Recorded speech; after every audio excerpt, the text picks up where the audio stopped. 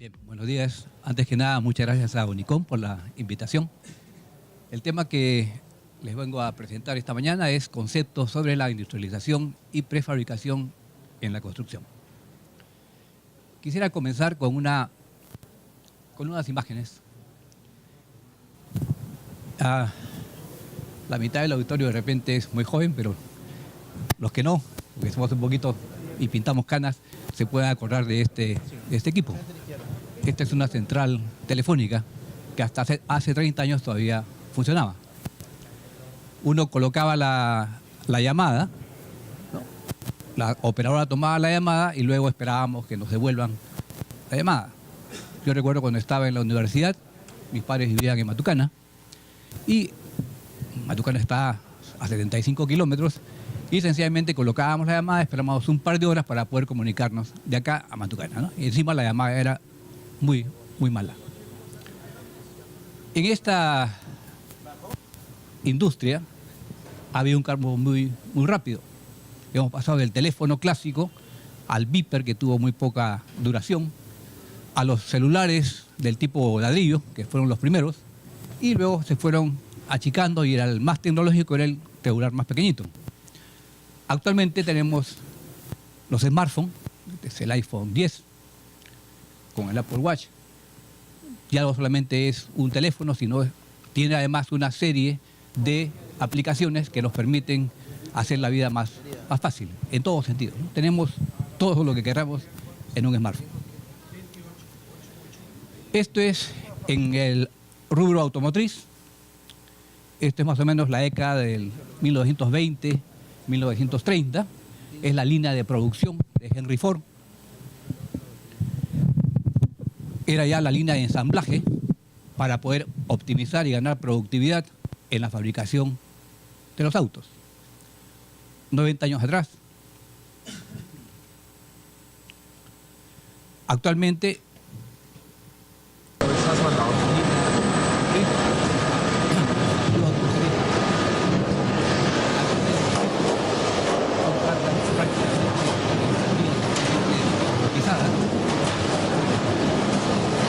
esto tiene un ahorro de mano de obra y esta automatización es un costo, pero también de calidad.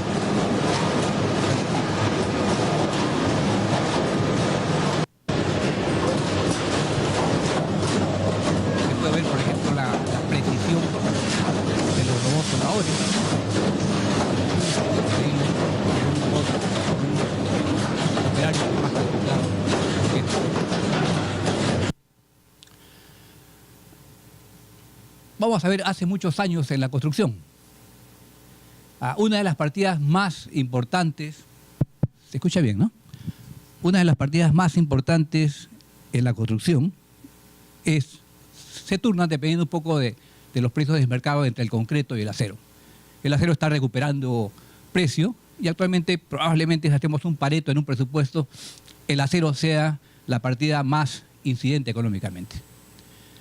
¿Cómo se trabajaba el acero hace muchos años? ¿No? Teníamos la mesa de doblado, la típica mesa de doblado, que se hace con maderas que están en la obra, se denominan un tablero de hechizos, ¿no? Y las herramientas eran la trampa y el tubo. La trampa para colocar el fierro y el tubo para poder doblar. Y para la instalación era el típico tortol, ¿no? Atortolamos, ¿no? Que amarramos el acero. ¿Cómo es ahora? Exactamente igual. Seguimos, esta foto es del día de anteayer, en una obra que tiene 30.000 metros cuadrados. Y el tortol sigue reinando, ¿no? Si bien hay acero dimensionado, hay máquinas para doblar, pero el gran promedio de las obras usamos igualmente lo que usábamos hace muchos años. Estas fotos tienen más o menos unos 20 años, ¿no? Pero si nos trasladamos hacia atrás, no sé, 20 años más o 30 años más, es igualito. Lo que ha cambiado sí es la seguridad de obra. Eso se ha cambiado, ¿no? Acá están con sus yoques, con sus zapatillas, acá el hombre está con calor, ¿no? Entonces, acá no, acá la seguridad de obra sí ha cambiado.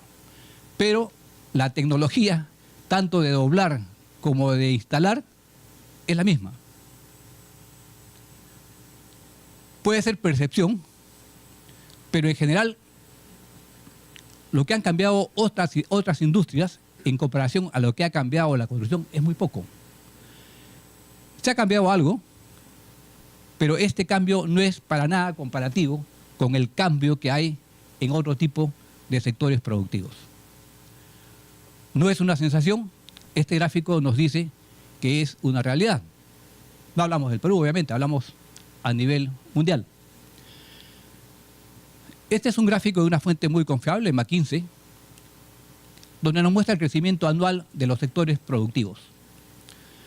Aquí tenemos desde 1950 hasta la fecha, y tenemos aquí, de cierta forma expresada, la productividad de los trabajadores, ¿no? Es valor agregado bruto por hora trabajada a precios constantes.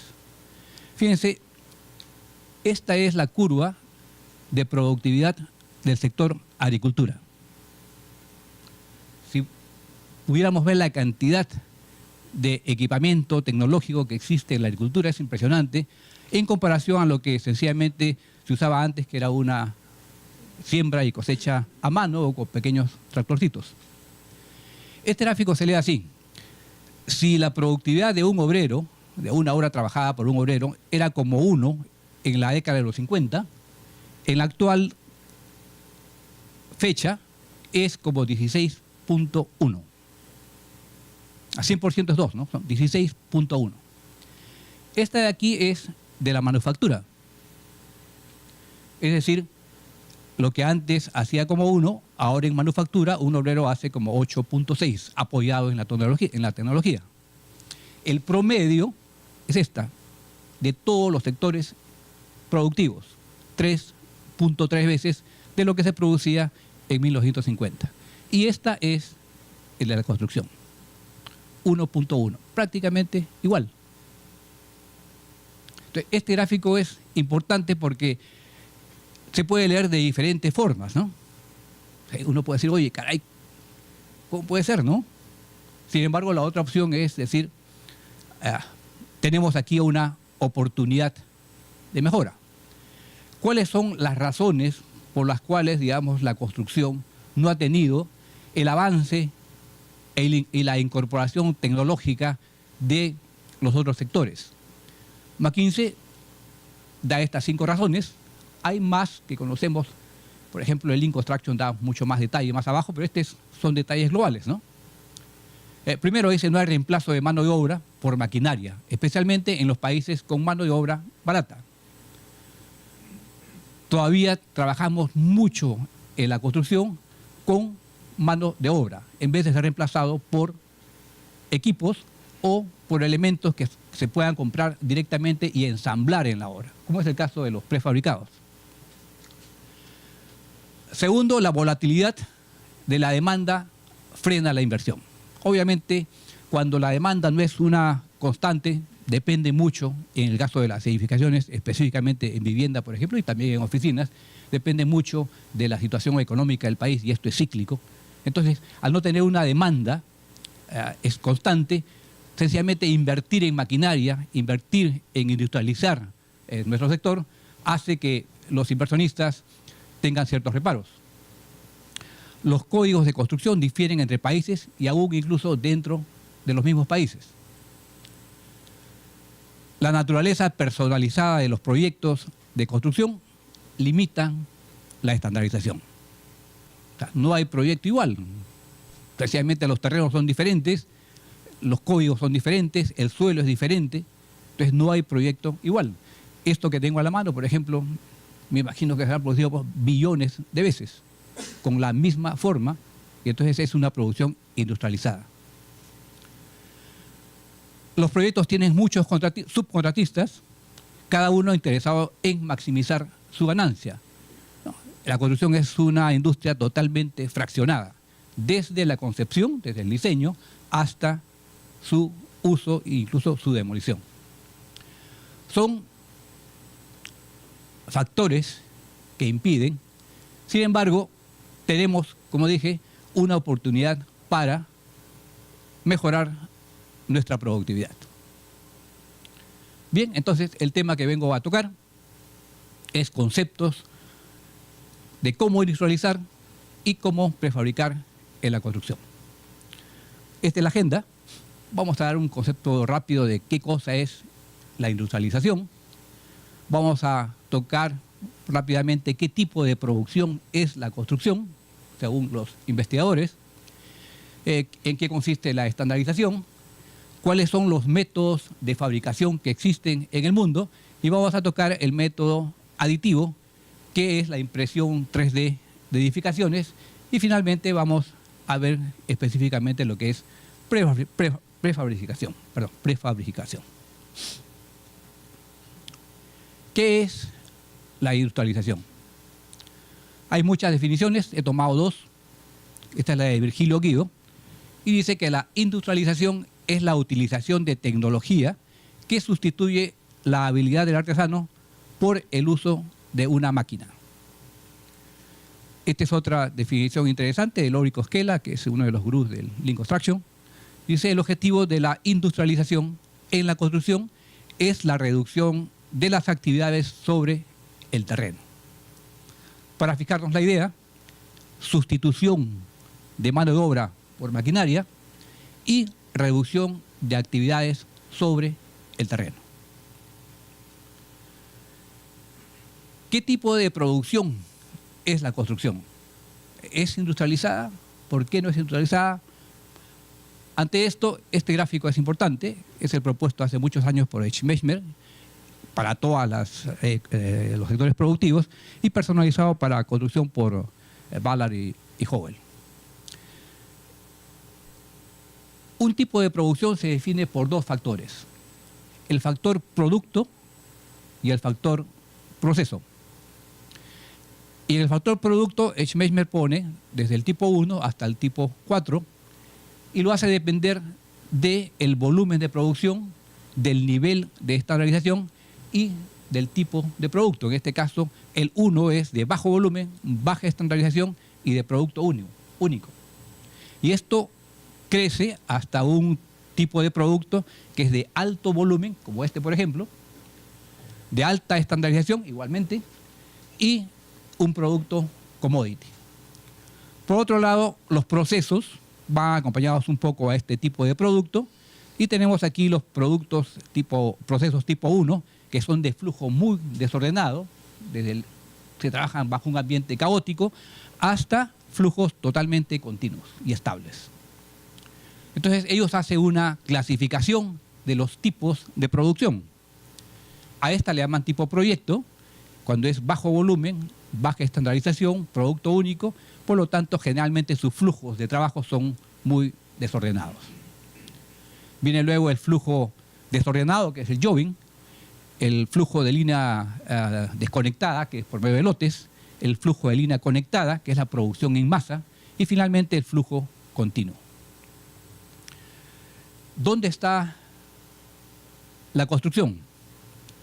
Proyectos como este por ejemplo es en Puente Piedra, es Alameda del Norte. En este caso eran 350 casitas, ni siquiera con muros medianeros, sino muros independientes, y solamente las únicas diferentes eran las de las esquinas, el resto era idéntico, ¿no? Entonces este tipo de proyectos son bastante estandarizados. Acá se ve una vista global, pero no todos son así. Sin embargo, este proyecto es único, porque este de acá no lo podemos trasladar a otro terreno fácilmente. Siempre sigue siendo proyectos únicos. Y ni qué decir de este tipo de proyectos, ¿no? Sobre terrenos que están en el casco urbano, donde esencialmente, esto es por ejemplo en Pueblo Libre, en la calle Marcos Dongo, ¿no? Este es el lindero de ese terreno, y obviamente los terrenos están muy caros y los arquitectos tratan con justa razón de optimizar cada uno de los angulitos que tiene el terreno. Por lo tanto, este edificio que tenía 5 pisos, cada uno de los departamentos era totalmente diferente, ya, totalmente desestandarizado, ¿no? Entonces, en general, Ballard y Howell dice la construcción, entonces definitivamente está aquí. Es del tipo proyecto, así se llama el tipo de producción, tipo proyecto, ¿no? Bajo volumen, baja estandarización, producto único. Entonces, tenemos esta conclusión. La conclusión tiene una producción de bajo volumen, baja estandarización y producto único. Con este tipo de producto, ¿cuán industrializada es la construcción? Este es un edificio que hemos terminado el año pasado. Son 15 pisos, sótano y medio. Y tenemos aquí, hemos desmenuzado, desglosado los costos con bastante cuidado, ¿no? Para tener un buen reporte. Tenemos en materiales 46%. Cuando hablamos de mano de obra hay que tener cuidado porque, claro, uno dice cuánto tengo de mano de obra y va a su planilla, suma y dice tengo tanta plata, esto entre el total me da tanto. Pero esa es la mano de obra de la planilla, de la gente de casa, la gente propia, ¿no es cierto? Pero también tenemos gente de subcontratos, las cuales no están en la planilla, es por un contrato. Y además, en los subcontratos a todo costo, también tenemos mano de obra. Entonces, lo que hemos tratado acá es de desglosar, y este paquete de 37 incluye esos tres tipos de mano de obra. Mano de obra directa, propia, mano de obra de subcontratos y mano de obra de contratos a todo costo.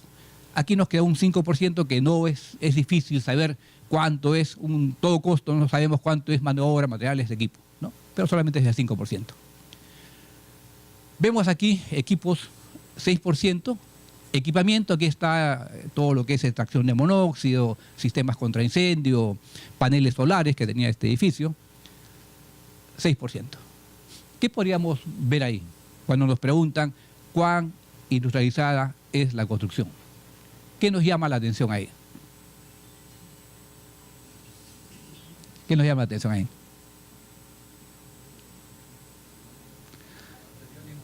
Sí, la proporción de materiales y mano de obra, específicamente mano de obra. Hemos buscado mucho la bibliografía, no existe. La única referencia que sí está es en el libro de Peter Drucker, habla sobre el Asia. Él en un capítulo dice que una producción debe ser considerada industrial cuando no pasa el 10%. Y este es un libro que ya tiene por lo menos unos 15 años. Cuando no sobrepasa el 10%. Estamos hablando acá de un porcentaje de 37%. Puede ser 30, 35. Definitivamente estamos sobrepasando el porcentaje de mano de obra. Vimos que decía la definición de industrialización, era reemplazo de mano de obra por maquinaria. ¿Cuánto tenemos de maquinaria? 6%. Este 6% contra 37%. Es, como decimos, apunche, ¿no? La construcción a nivel mundial todavía es apunche. El reto entonces es industrializar. ¿Por qué tenemos tanta mano de obra? Por los procesos, y porque los procesos son artesanales y porque todo lo fabricamos dentro de la obra. Por lo menos en concreto, ahora casi ya no se hace concreto preparado en obra, se hace premezclado, ¿no es cierto? Pero un tiempo atrás comprábamos nuestro agregado, nuestra piedra, nuestra arena, nuestro cemento y mezclábamos, ¿no? Todavía se usa un poco porque no se puede pedir todo, a veces premezclado, pero obviamente el premezclado ya ahora sí está ocupando casi todas las obras, ¿no? Entonces, el problema aquí es que usamos mucha mano de obra porque preparamos muchos elementos dentro de la obra, que podríamos exteriorizarlos, como el caso de prefabricación. Conclusión, la construcción es aún una producción artesanal. Y esto es a nivel mundial. Vamos a focalizarnos en un proceso de una obra. Vamos a ver un baño. Y vamos a ver específicamente, por ejemplo, una batería de desagüe. Tenemos esta cadena productiva. Tenemos... El PVC realmente no es la materia prima es el cloruro de vinilo, que se vuelve con un polímero después, que es el policloruro de vinilo. Esta materia prima ya un poquito trabajada va a la fábrica produce elementos, que son tuberías de todos los diámetros, y accesorios, codos, yes, sanitarias, etc. Estos elementos van a un distribuidor. Cuando nosotros requerimos estos elementos, hacemos la orden de compra y se transportan y los envían al almacén. Y cuando requerimos hacer la instalación de esta batería de desagüe, el gafitero va y pide los elementos, los componentes, y los va armando en la cancha. Corta, pega, ensambla, baño por baño, ¿no es cierto? Esto es de lo más común. ¿Cuál sería una alternativa? ¿Por qué tiene el gafitero que agarrar y ensamblar pieza por pieza? ¿Por qué tenemos que armar cada batería de desagüe para cada uno de los baños? Porque nos falta estandarización, ¿no es cierto? Nos falta estandarización. Si uno ve un proyecto en planos, va a tener un montón de baños, ¿no es cierto? De todas las medidas, de repente en L, rectangulares, diferentes proporciones. Y encima, a veces en la obra no es exactamente lo que se precisa, puede haber alguna pequeña variación. Entonces, acá hay un problema de estandarización. ¿Cuál es otra opción que podríamos tomar aquí, en esta línea? Es, por ejemplo, igual tener la fabricación de los elementos, pero en vez de tener un distribuidor, es tener un taller. Específicamente, un taller para instalaciones sanitarias. Hablemos en este caso de baterías, ¿no? Entonces, aquí se fabrica en vez de acá. ¿Cuál sería la diferencia de fabricarlo acá o fabricarlo aquí? Se produce mejor y con más calidad y en menos tiempo, ¿no es cierto? Acá cuando hemos visto, ¿no? Cuando los gafiteros cortan, pegan, puede estar a pleno sol en verano, ¿no? 28, 29, 30 grados, o a pleno frío, o de repente con lluvia. Bueno, acá no llueve mucho, pero en provincia está lloviendo, ¿no? Entonces viene el polvo, se pega con el pegamento, no es calidad para nada. O sea, cuando cortan el tubo, cortan en la rodilla, así es, ¿no? Están arriba, en el techo, están cortando en la rodilla, ¿no? Entonces, hacerlo acá definitivamente nos da muchísima mayor calidad. Pero hay otra ganancia adicional y quizás bien importante. ¿Cuál sería? ¿Trabajar aquí o trabajar acá? El costo de la mano de obra. ¿Qué pasa con el costo de la mano de obra? Este es un taller y sencillamente es un costo industrial. Y esto es construcción civil. ¿No es cierto? ¿Cuánto cuesta la hora hombre acá? Ya salió hace 2 días el aumento, ¿no? El costo hora hombre ahorita de operario está en 21.50, me parece, porque está en 20, ¿no? 21 solo 50. ¿Y cuánto cuesta la hora hombre aquí? Es como cualquier fábrica de cualquier tipo de empresa, cualquier sector económico, ¿no? ¿Por qué aquí, digamos, cuesta 20 soles y acá cuesta, digamos, sueldo mínimo? Sueldo mínimo creo que sale como 4 soles la hora. 4 contra 21. ¿Por qué? Porque hay 2 condiciones, ¿no? Acá, digamos, hay primero temporalidad y hay riesgo. Acá, si esto está dentro de un taller, bajo techo, en mesas, sencillamente no hay riesgo. Y lo único que habría que darle es un poquito de temporalidad, que la ley exige 6 meses. Si yo tengo un proyecto grande, sencillamente, definitivamente que le puedo dar estabilidad de 6 meses. ¿De acuerdo?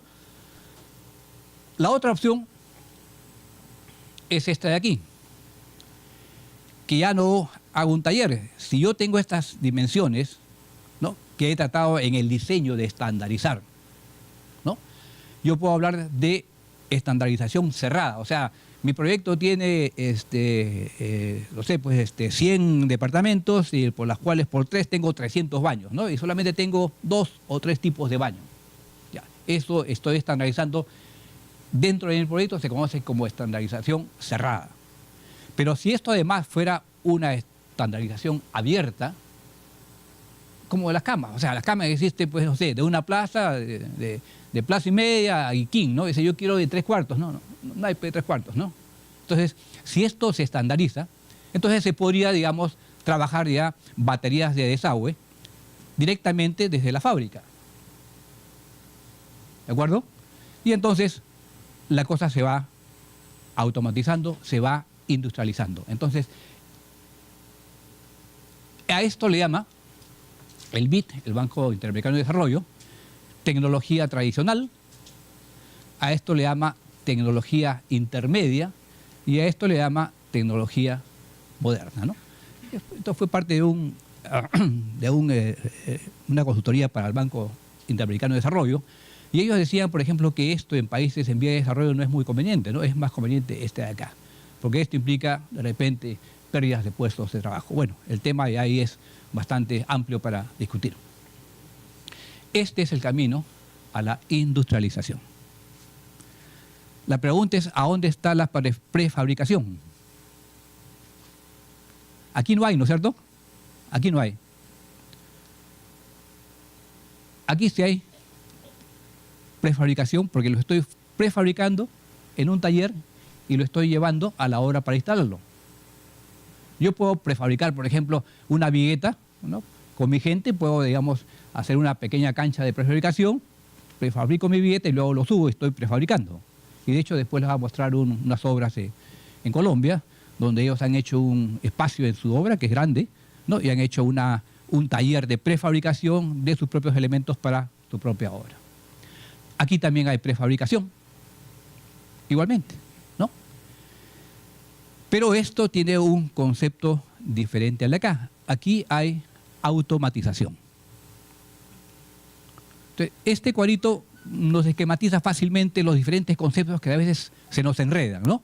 Lo que tiene que ver con industrialización, lo que tiene que ver con prefabricación y lo que tiene que ver con automatización, ¿no? Esta automatización se puede alargar y llegar hasta aquí. ¿Qué es lo que han hecho las otras industrias? Las otras industrias han llegado de aquí hasta acá.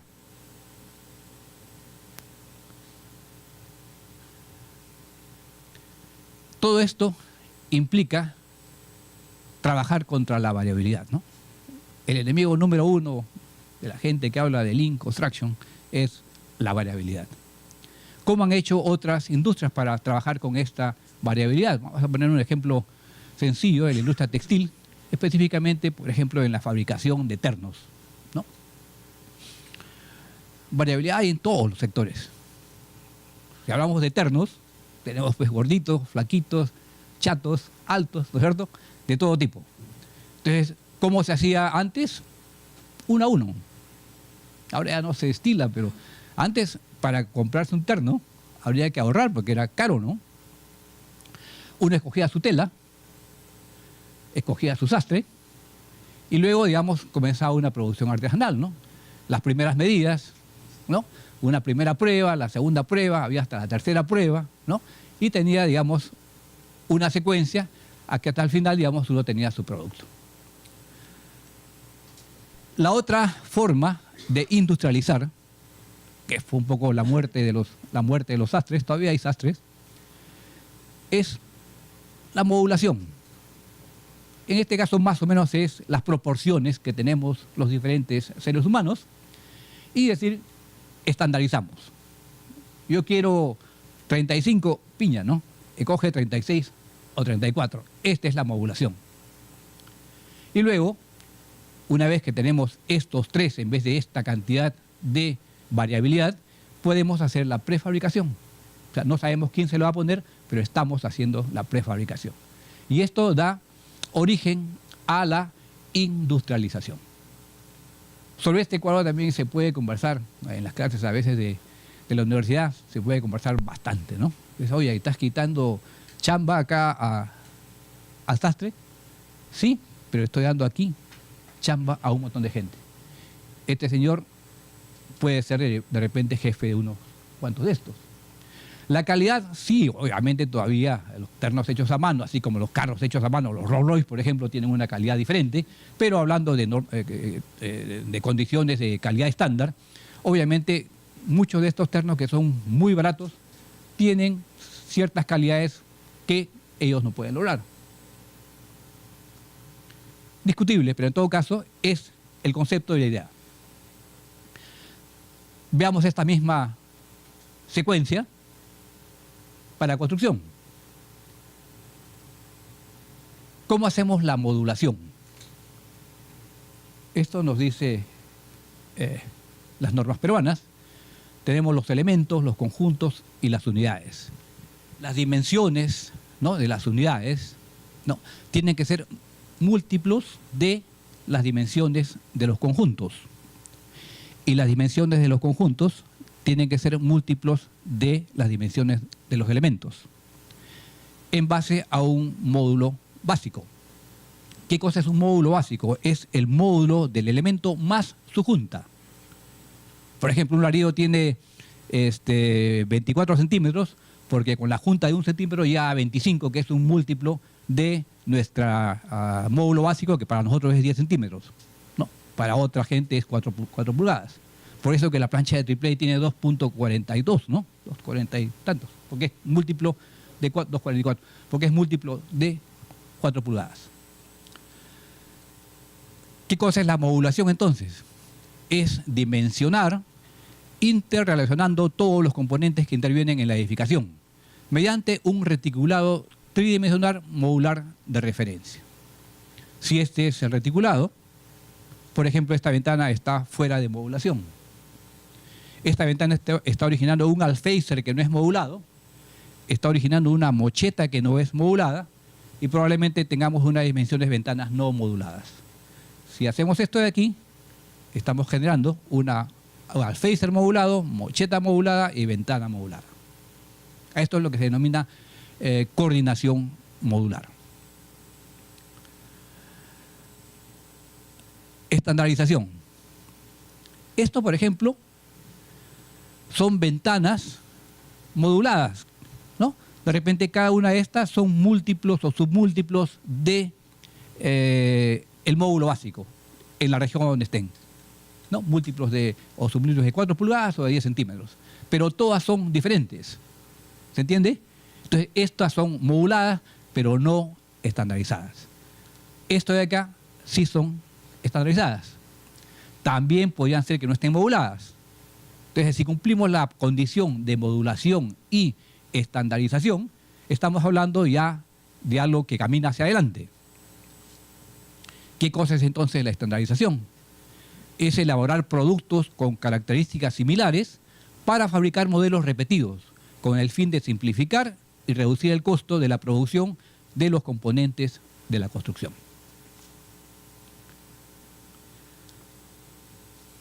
Prefabricación. Si yo tengo componentes modulados y estandarizados, puedo hacer prefabricación, hacerlos fuera de la obra.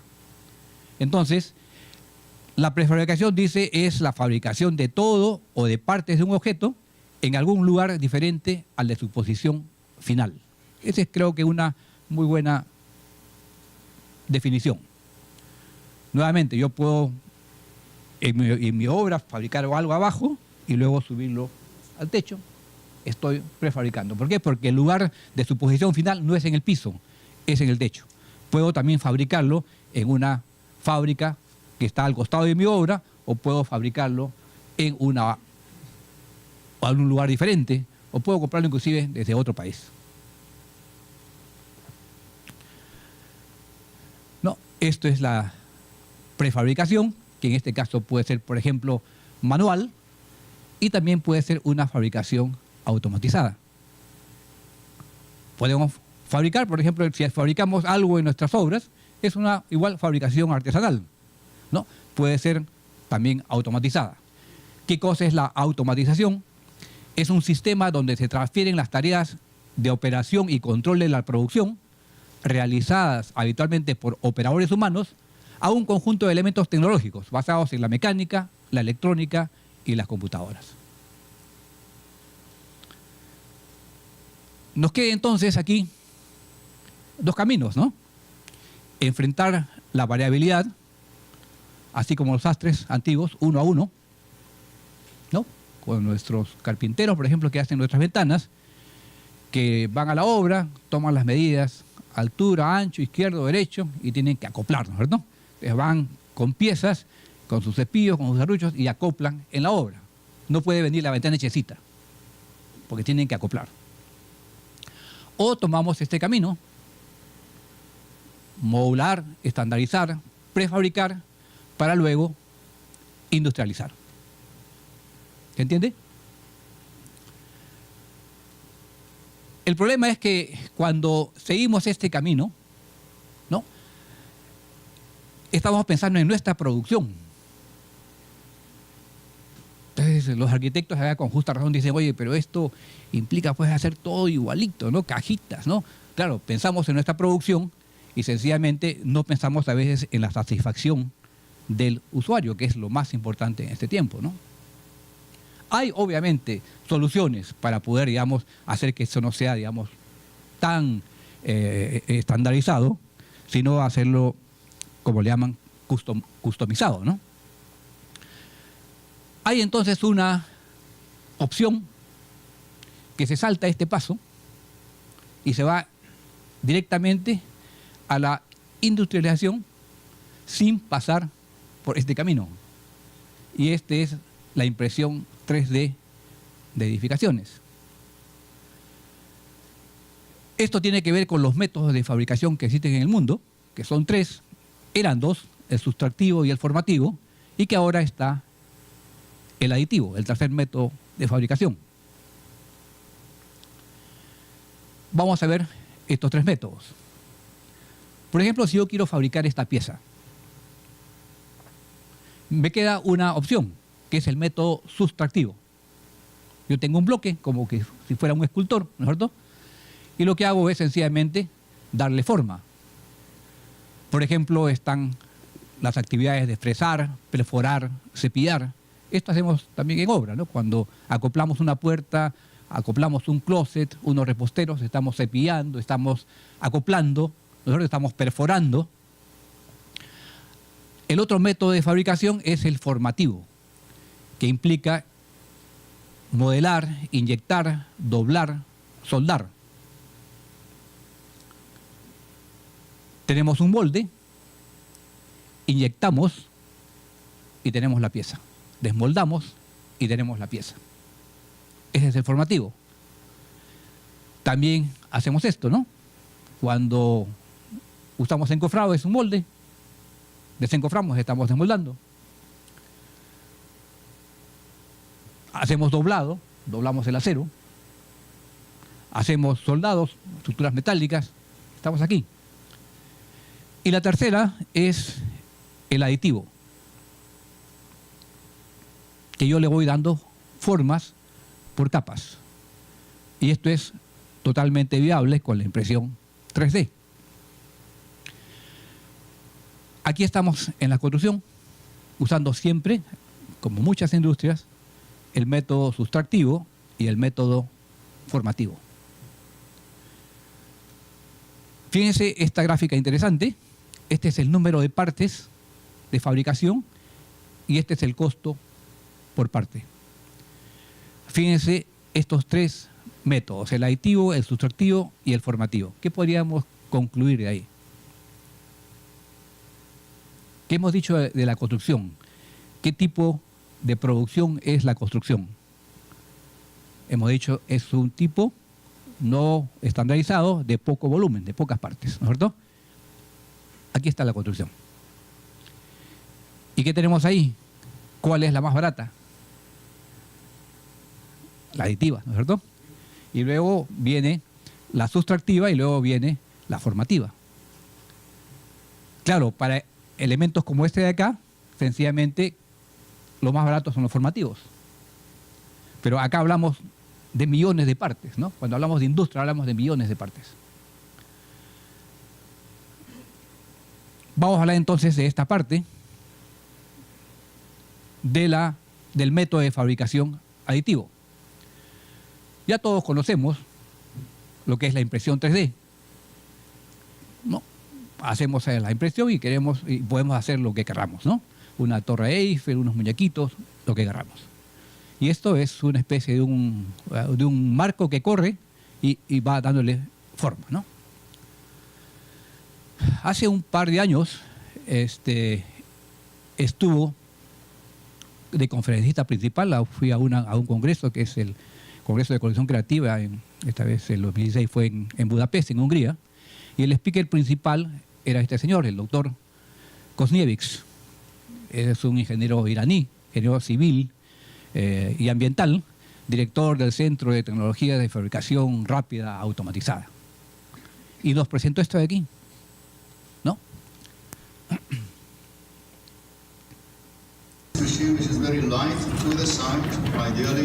Era la propuesta de imprimir tazas.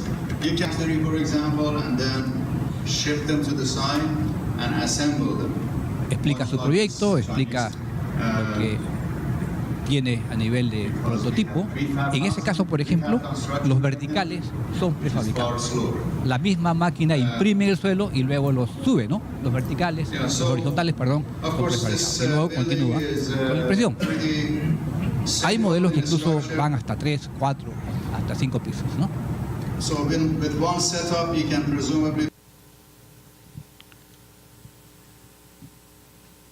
Esto ya es el real, la prueba del laboratorio.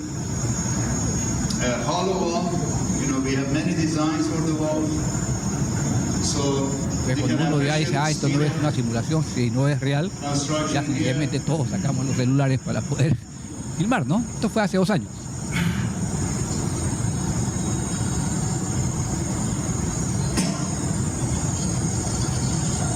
Se ve la versatilidad de la mezcla. Y hay unas fotos. Esto, digamos, son muros insulados porque esto básicamente se hizo en Rusia y se necesitan muros muy anchos. Se le da cualquier tipo de forma, ¿no? Y son mezclas que no requieren acero, en muchos casos, y tienen una resistencia a la flexión o a la tracción mucho mayor que el concreto convencional. Esa es la idea, ¿no? Una impresora del tipo portal.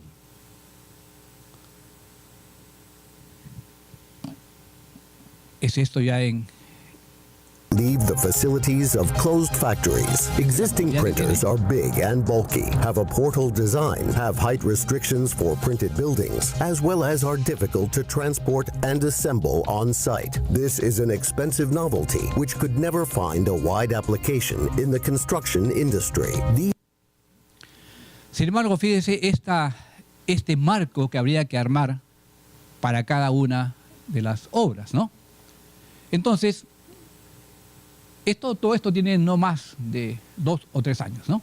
Se ha movido muy rápido en meses. Y este señor, Nikita Cheung-tai, ingeniero mecánico, no pasa de los 30 años, dijo, esto de acá implica pues una serie de infraestructura que hay que armar y desarmar, ¿no? Él es el gerente de Apiscore, una empresa dedicada a hacer impresiones de casas. Ya está ofreciendo su producto, tiene un premio en la NASA. Y él dice, el marco no funciona, el tipo portal no funciona. Y lo que él propone es el tipo grúa giratoria o rotatoria. Y este es el equipo. Este es el silo, ¿no? Este silo tiene la mezcla. Acá está una especie de bomba digitalizada. Uno pone acá el plano, el archivo, lleva su archivo acá, lo pone y sencillamente la casa se imprime. Ellos dicen aquí que garantizan un ahorro del 40% comparado con métodos tradicionales de construcción. Esta es la torre giratoria, pesa 2 toneladas. Es posible llevarlo en una simple camioneta. Esta es la altura de un muro más un plus para que pueda imprimir. el brazo es regulable de acuerdo a lo que tenga que imprimir. La máxima operación es en una zona de 132 metros cuadrados y su producción por día es de 100 metros cuadrados por día.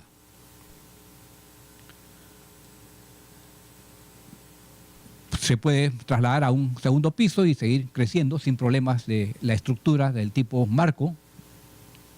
Se puede imprimir cualquier tipo de forma, es igualito. Le da igual imprimir cuadrado que triangular o circular. Y si sale fuera del área, sencillamente se ponen 2 equipos y se puede cubrir el área que se requiera. Ahí está, los 2 tipos de fabricación. Esta empresa es rusa y hicieron la primera impresión al sur de Moscú, una ciudad que se llama Stupino. Apiscore lidera esta nueva tecnología con 5 empresas más, que son empresas que tienen que ver con aislamiento térmico, aparatos electrónicos, que está la Samsung, por ejemplo, empresas inmobiliarias basadas en viviendas, revestimiento resistente a condiciones de inclemencia, ventanas insuladas, y su preocupación es que no se puede por ahora imprimir con menos de 5 grados. Bueno, no es una limitación muy complicada, que digamos, para ellos sí, ¿no? Están en Rusia, ¿no? Entonces, de 5 grados para arriba no tienen ningún problema. Eligieron este tipo de planta complicada, porque igual le da algo cuadrado que algo complicado, a una temperatura de menos 5 grados centígrados. Esta es la casa. Y acá vamos a sacar un recorte de... This house was built in 24 hours. How? Thanks to modern technology, Apiscore 3D printing. With the advent of Apiscore technology, construction 3D printing opens a new round of evolution thanks to the innovative design of the printer. Apiscore technology consists of a mobile construction 3D printer and automatic mix and supply unit, which combine to make the construction printing process as much automated as possible and almost eliminate the human factor. The 3D printing technology easily accounted for competition with traditional methods of construction. The testing was successful and the technology is ready for mass use. The quality of the printed wall surface allows to perform final finishing immediately, which significantly reduces the cost of finishing works. The house size is 38 square meters. Construction costs amounted to $10,134, which corresponds to approximately $275 per square meter. And this, in view of the shape complexity of the building. Prices include all works and materials for the construction of foundation, roof, exterior and interior finishing works, installation of heat insulation of walls, windows, floors, and ceilings. 3D printers enter the global market and construction sites worldwide.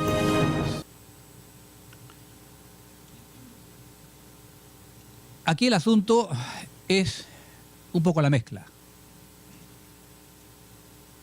Ellos hablan en sus reportes de un geocemento, que es la nueva generación de los materiales de high-tech. No dicen mucho, no hay mucho detalle, pero hemos tratado de buscar un poco más.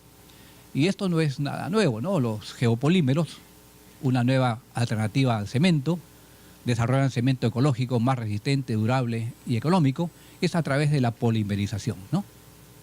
¿Qué son los polímeros, no? A fin de cuentas, en palabras simples, nosotros somos ingenieros civiles, un polímero es una macromolécula, es una reacción química de una cantidad de monómeros. Un monómero se convierte, cuando son varios de estos que se enlazan, se convierten en un polímero. Para entender más claro el asunto todos usamos los epóxicos, ¿no es cierto? Y los epóxicos vienen en 2 envases. El envase de arriba y el envase de abajo, ¿no es cierto? Entonces uno mezcla estos 2 envases, se genera este enlace de las moléculas y se genera un volumen, una masa de alta resistencia, alta durabilidad. Buscando en el internet hemos encontrado esta marca de un cemento hindú Green Geocement, que tiene igualmente, ¿no?, el pack A y el pack B. Estos igualmente se juntan y dan un geocemento con unas altas características y lo interesante es con menos costo, porque esto, digamos, implica mucho menos consumo de energía para su producción. Fíjense, esto es los resultados de un laboratorio en Querétaro.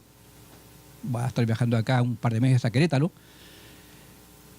Y lo que está en rojo es concreto geoconvencional, o sea, concreto normal, ¿no es cierto?, lo que está en rojo. Y lo que está en negro, las barras de negro, son la resistencia acá, en megapascales, más o menos como 10, ¿no es cierto? Acá es 200, 300 kilos por centímetro cuadrado, ¿no?, con el cemento con geopolímero. Por el concreto, o sea, el concreto con cemento, con geocemento, ¿no? Tremenda diferencia. Y fíjense la resistencia a la flexión que tiene, ¿no? O sea, todos sabemos que el concreto no tiene mucha resistencia a la tracción. Acá hay una flexión, abajo hay una tracción y es muy versátil. Ventajas del cemento en base a geopolímeros: tecnológicas, obtención de materiales con mayor resistencia y durabilidad. Económicas, hablan del ahorro del 50% en consumo de energía al ser procesados. El cemento básicamente está formado por 80% de caliza y 20% de arcilla. Esto se lleva al horno y ese horno requiere como 1500 grados centígrados, que sale el clinker, ¿no es cierto? Y luego el clinker se combina con yeso y es lo que es el cemento. Para hacer ese proceso, ellos dicen que tienen este tipo de ahorro. Por lo tanto, se vuelve geoambiental y además usan los desechos preservando recursos minerales naturales y promoviendo el reciclado, ¿no? Entonces, la máquina con la mezcla nos dan estas ventajas. Es lo que hemos sacado de Apis Corp. Y dice, uno, para construir una casa, tenemos la materia prima, tenemos todas las instalaciones, por ejemplo, para hacer los ladrillos. Luego, este recurso pasa a las obras, una gran cantidad de gente, una gran cantidad de herramientas, produzco la casa y encima tengo un montón de desmonte, desechos. Ellos dicen, con nuestra nueva tecnología tenemos el material, la materia prima, tenemos nuestros equipos y hacemos la casa sin desperdicios.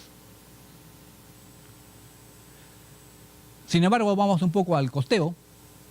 No conocemos los costos, los que están ahí, no sabemos, esos son rublos rusos, es manos de obras totalmente diferentes, ¿no? Entonces lo que vamos a hacer es algo más práctico, tipo ingeniero, ¿no? Esta es una casa de 2 pisos, que es la que acaba de sacar costos en su edición de agosto de 2018, la casita de 2 pisos, y dice, este es el presupuesto, y sacamos los porcentajes, ¿no es cierto? Entonces decimos, mira, si yo tengo esta tecnología, ¿qué es lo que puedo ahorrar? Los acabados no van a cambiar. La cimentación tampoco por ahora, pero yendo un poquito más adentro también están planteando una propuesta para cimentación. En vez de encofrado, ellos imprimen el encofrado y es parte de su cimiento. Para la nivelación también la hace la máquina. Pero bueno, hasta ahorita lo que hay es esto de aquí. Tenemos el costeo de esta casita, que es lo que pone acá la revista Costos, lo bajamos en porcentaje y nos consume un 39% de acabados y un 61% de casco. Esta nueva tecnología aquí no hace nada, ¿de acuerdo?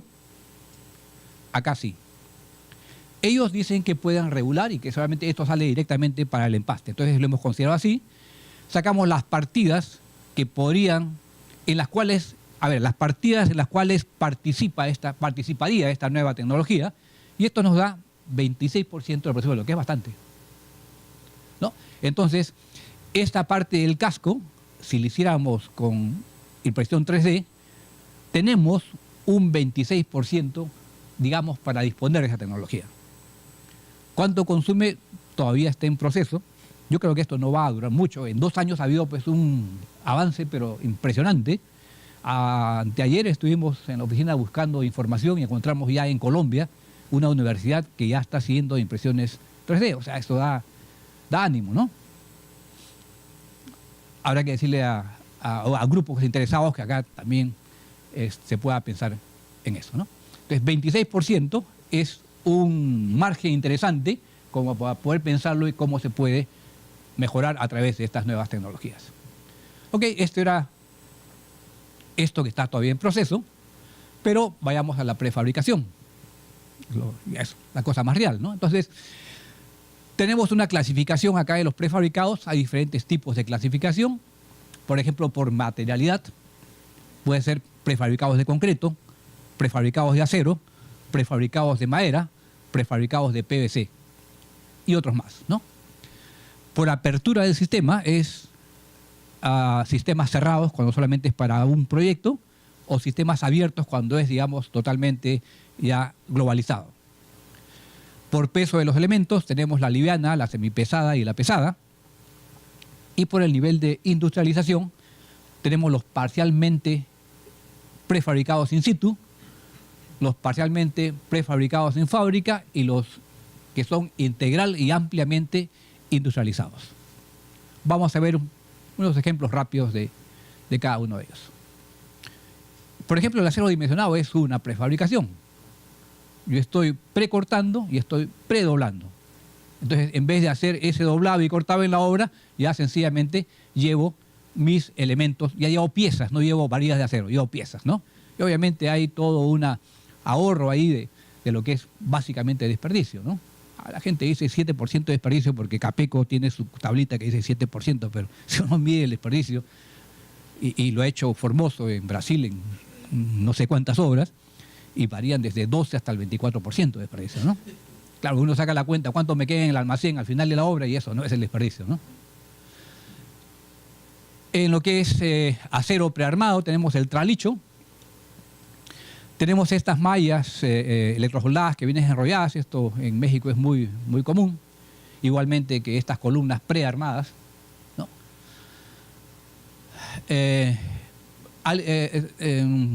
Prefabricados ligeros que se pueden hacer en obra. Esta es la obra de Ernesto Valle en Santiago.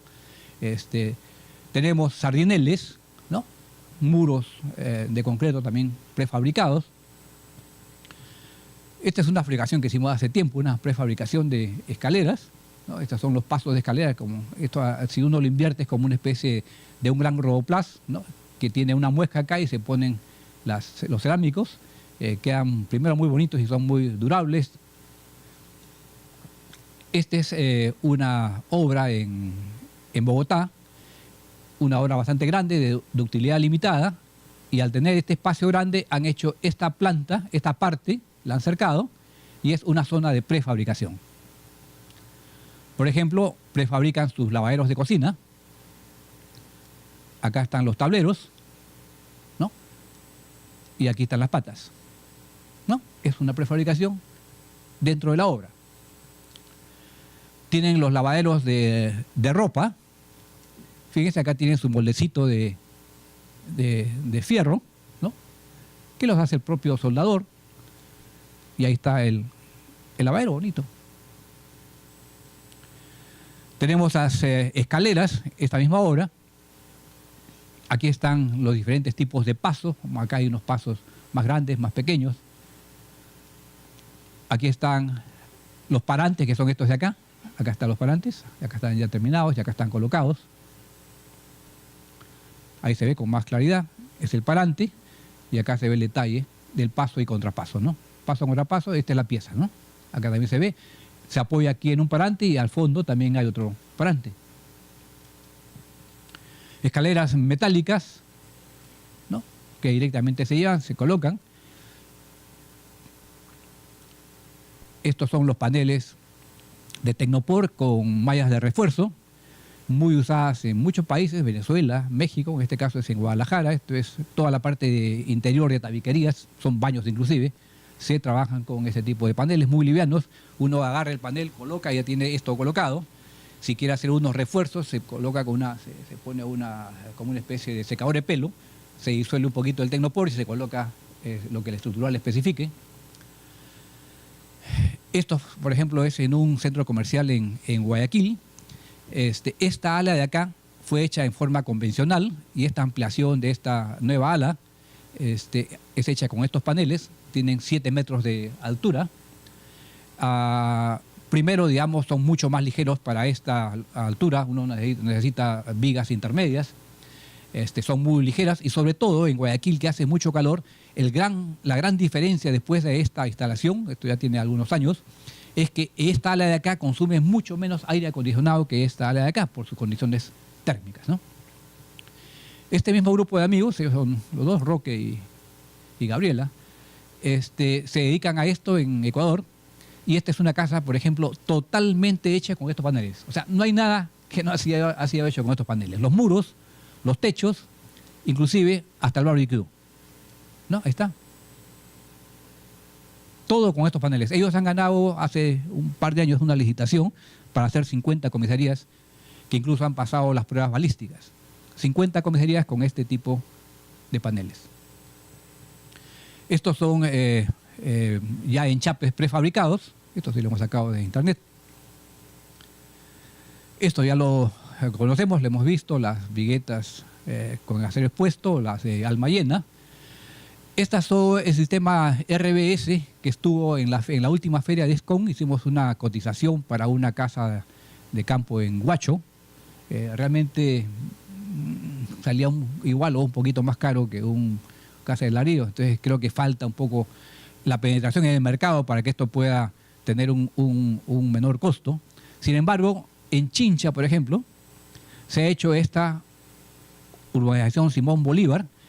Son 200 casas que fueron donadas por Hugo Chávez. Eso tiene por lo menos unos 8 años, tiene todo el tiempo del sismo, ¿no? Y están muy bien, hemos entrado a la casa, muy bien conservadas, no requiere pintura porque es PVC, le pasan el trapo y ya está. Se ve bastante cómodo, se ve bastante confortable, ¿no? Esta también es una prefabricación. Si yo armo mi armadura en el piso y luego la levanto con una grúa, es una prefabricación, porque estoy armando el acero donde no es su lugar definitivo. También es una prefabricación como concepto. Esto ya lo presentó Beatriz, ¿no? Igualmente esto de acá, son del catálogo de Conglemax. Esto es en Colombia. Fíjense, esta es una foto que saqué el año 2002, ¿no? Que son estas losas de techo para viviendas económicas.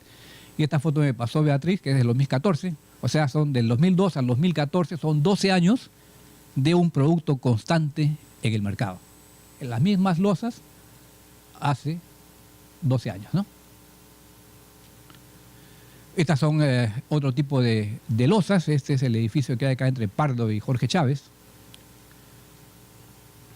Este es lo que se conoce como TILAP. Esto ya es parcial in situ pesada, ¿no? Se arman los muros, se vacían los muros en el piso y luego se paran y ensamblan, ¿no? Esto también ya lo mostró Beatriz, los pórticos. Estos son igual puentes prefabricados. Aquí en la Costa Verde hay bastantes puentes de estos.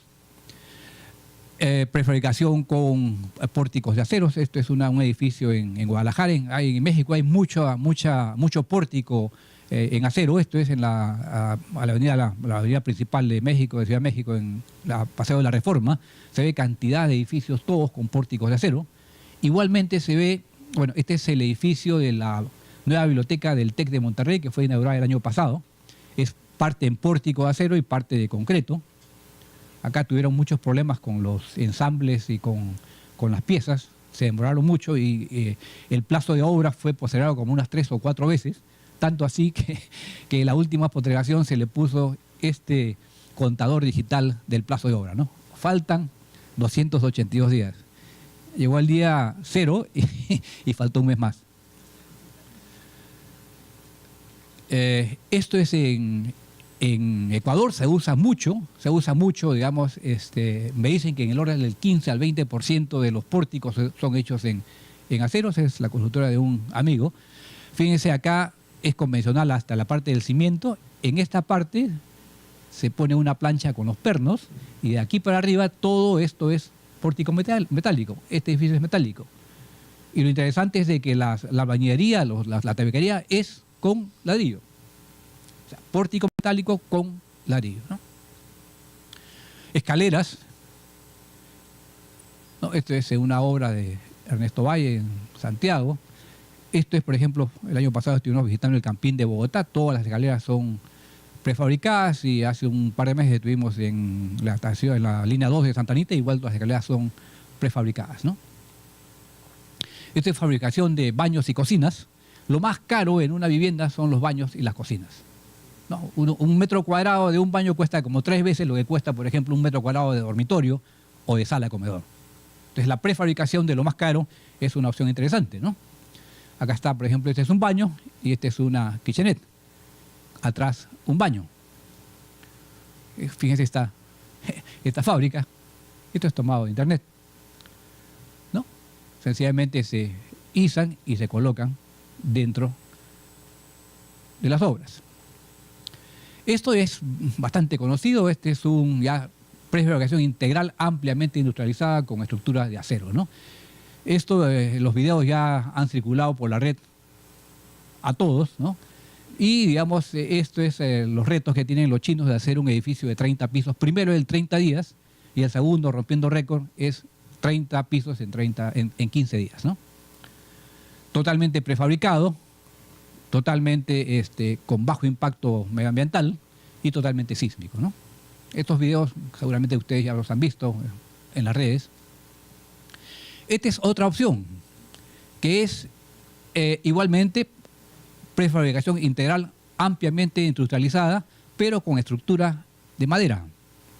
Uno tiene sus planos, lo envía a esta fábrica y le envía un container, o bueno, los containers que correspondan con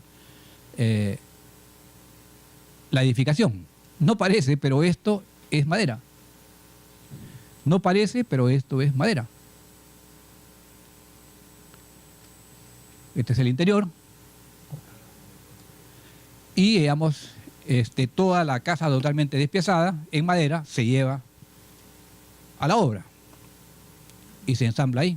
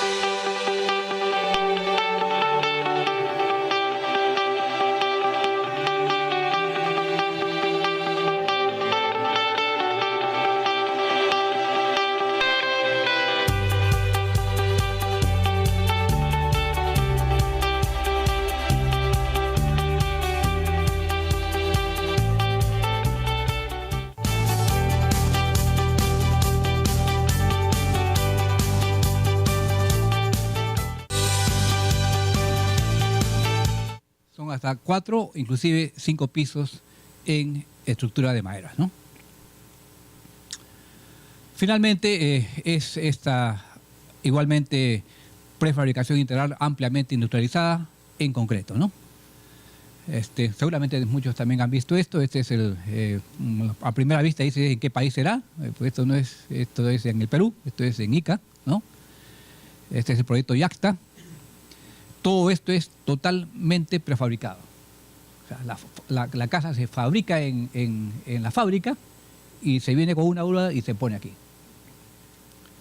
No, esta es la vista de la planta. Esto es en la parte, se llama el distrito de Parcona en Ica. Esta es la planta y estos son los módulos, ¿no? Son módulos de 20 metros cuadrados. Inclusive el techo está personalizado porque en Ica hace mucho calor. La mayoría de las construcciones siempre tienen estas bóvedas en Ica. Igualmente se le han dado las bóvedas acá. Tienen esta ventana aquí al otro lado para que haya una ventilación cruzada. La gente lo personaliza ya pintando de diferentes colores. Estos son unos modelos que vienen inclusive con esto sobre un terreno de 130 metros cuadrados y este sobre un terreno de 70 metros cuadrados. Son 2 módulos de 20 metros. No, la empresa que los hace es Reimann Technik, es una empresa alemana y hemos sacado de internet este video resumido de la producción.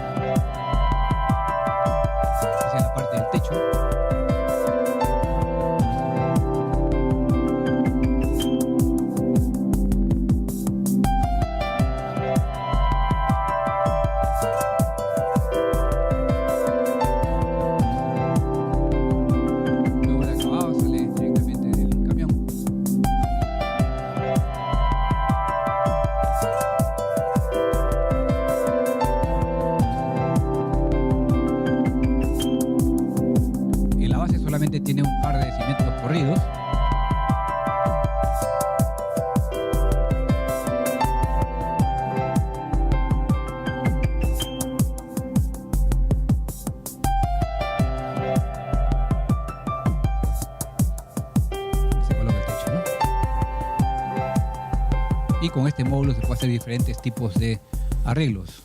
2 pisos, adelante, atrás. Este es todo el proceso.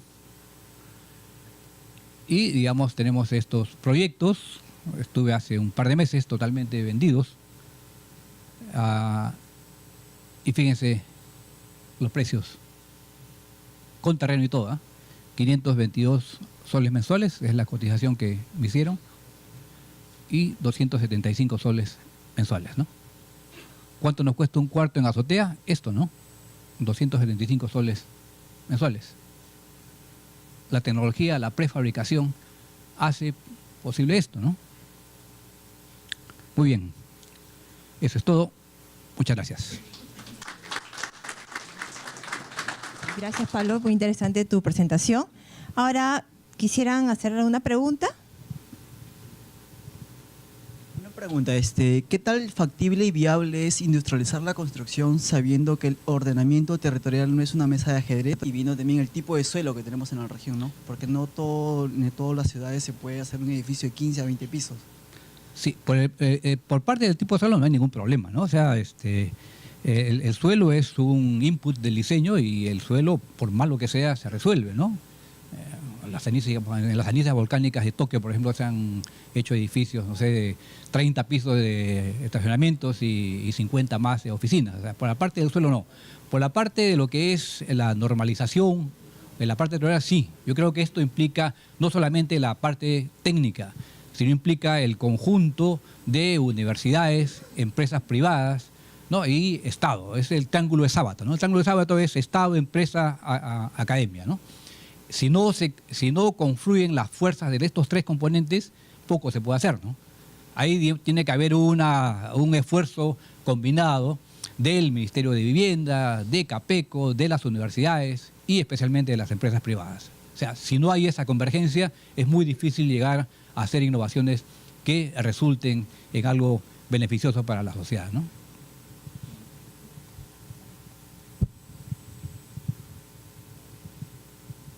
Bueno. Gracias, muy amable. En el tema de industrialización, en el caso de viviendas, pues va muy asociado a la cantidad de productos que yo necesito o debo hacer por el alto costo fijo de instalación de una planta. En México han habido varias experiencias, ellos lo llaman fábrica de casas, utilizando un poco el concepto de la fabricación automotriz. Hay varios ejemplos. Incluso hubo una experiencia en una gira que fuimos a México, donde estaban unos chilenos participando de la gira y a los 2 años ya existe en Chile una fábrica muy parecida a la que se vio en México de producción de vivienda, incluso para productos de estrato alto. Igual para los temas industrializados de sistemas constructivos, digamos, de aluminio, por ejemplo, que son ya los más comunes, va asociado a la cantidad de productos que yo debo hacer.